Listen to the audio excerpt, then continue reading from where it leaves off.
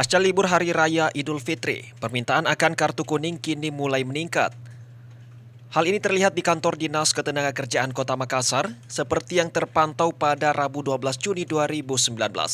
Peningkatan diperkirakan lantaran banyaknya lapangan kerja yang mulai terbuka. Kepala Bidang Penempatan Perluasan dan Perencanaan Dinas Ketenagakerjaan Kota Makassar, Heri Rulianti Masnawi mengatakan, hingga Rabu 12 Juni 2019, jumlah permohonan kartu AK1 atau kartu kuning mencapai 37 orang.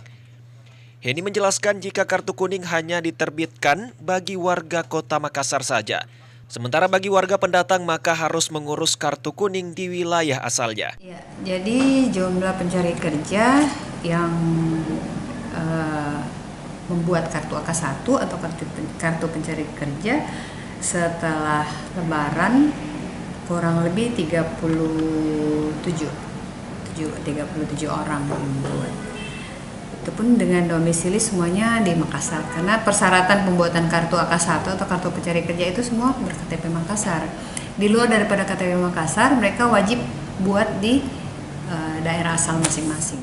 Kepala Bidang Penempatan Perluasan dan Perencanaan Disnaker Makassar juga menambahkan, khusus pasca mudik Lebaran, Disnaker telah menyiapkan stok kartu AK1 atau kartu kuning untuk para pencari kerja baik yang dari dalam Kota Makassar maupun yang dari luar Kota Makassar, tetapi telah mengubah data domisili di Disdukcapil atau kelurahan dan kecamatan setempat menjadi warga Makassar. Ira Fajar TV dan Fajar Radio melaporkan.